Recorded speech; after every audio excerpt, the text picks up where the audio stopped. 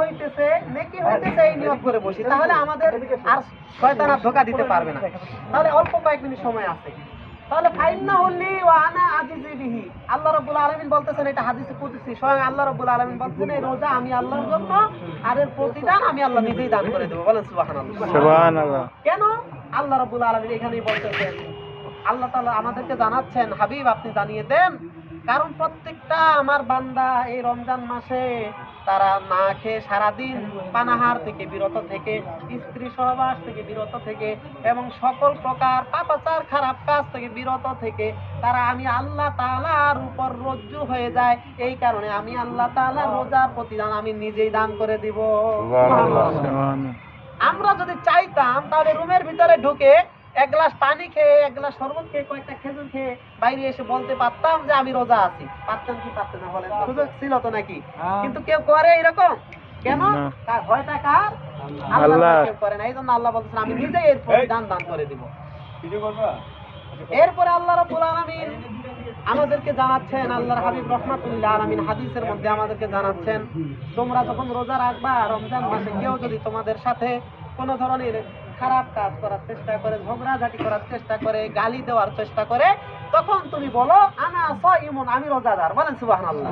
তার মানে রোজা অবস্থায় কাউকে গালি দেওয়া তো দূরের কথা, কেউ গালি দিতে আসলে তাকে বুঝিয়ে বলতে হবে, ভাই আমি রোজা আছি, রমজান মাস, আমি রোজাদার, এখন ঝগড়া কইরো না, রোজাটা ভাঙ্গে পরে এসে ঝগড়া কইরো, রোজার পরে কইরো, নাকি বলেন?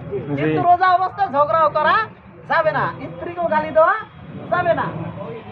আল্লাহর হাবিব রাহমাতুল্লিল আলামিন সাল্লাল্লাহু আলাইহি ওয়াসাল্লাম আমাদেরকে জানাচ্ছেন এই রোজা এমন একটি ইবাদত, এই ইবাদত সম্পর্কে আল্লাহ রাব্বুল আলামিন আমাদেরকে জানাচ্ছেন ফারহাতুন ইনদা ফিতরিহি, এই রোজাদারের দুইটা খুশির সময়, দুইটা আনন্দের সময়। কয়টা আনন্দের সময় রোজাদারের? দুইটা। একটা হচ্ছে ফারহাতুন ইনদা ফিতরিহি, একটা হচ্ছে রোজাদারের ইফতারির সময়। বলেন সুবহানাল্লাহ। এই যে আমরা সারাদিন রোজা রাখছি, দেখেন যখন আমাদেরকে অনেক সময় শুধু পানি দিয়ে ইফতার করা লাগে, শুধু খেজুর দিয়ে ইফতার করা লাগে, শুধু মুড়ি দিয়ে ইফতার করা লাগে, নাকি বলেন? তো সারা বছর আমরা অনেক কিছুই খাই, আর এই রমজান মাসে যখন ইফতারির সময় এক গ্লাস পানি আর একটা খেজুর অথবা এক মুঠি মুড়ি, অথবা সব সময় যেটা খাই এই যে চানা বা বুট, যেটা আপনারা বলেন, এই যে চানা বা বুট খাই, দেখেন সারা বছর খাইলে যে টেস্টটা পাওয়া যায় না, রমজান মাসে ইফতারির সময় ওটা না খাইলে মনে হয় যে ভালোই লাগে না, নাকি বলেন?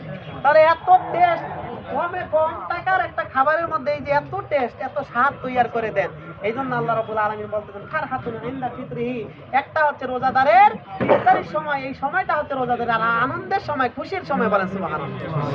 আরেকটা খুশির সময় ওয়া ফারহাতুন ইনদা লিকাই রাব্বিহি, আরেকটা হচ্ছে রোজাদার যখন মারা যাবে,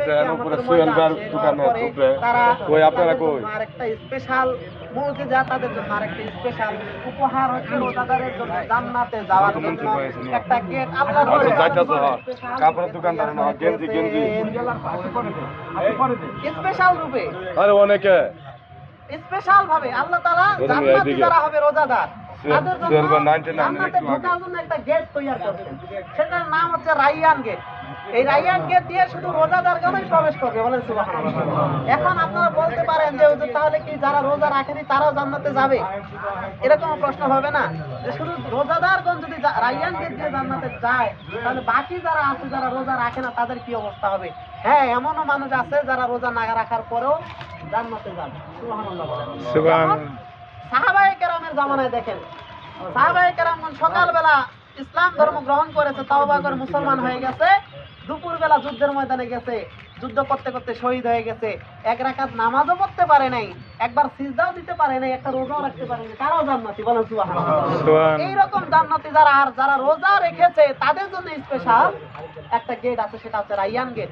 এই রাইয়ান গেট দিয়ে আল্লাহ রাব্বুল আলামিন শুধু রোজাদারদেরকে প্রবেশ করাবেন। এটা যে কত বড়, এটা আমি অন্য সময় বলবো ইনশাআল্লাহ। এরপরে রোজাদারের আরেকটা ফজিলত হচ্ছে ফারহাতুন ইনদা লিকাই রাব্বিহি, এই রোজাদারগণ স্বয়ং আল্লাহ রাব্বুল আলামিনের সাথে সাক্ষাৎ করবেন। বলেন সুবহানাল্লাহ। স্পেশালি ভাবে আল্লাহ তাআলা রোজাদারদেরকে সাক্ষাৎ দিবেন।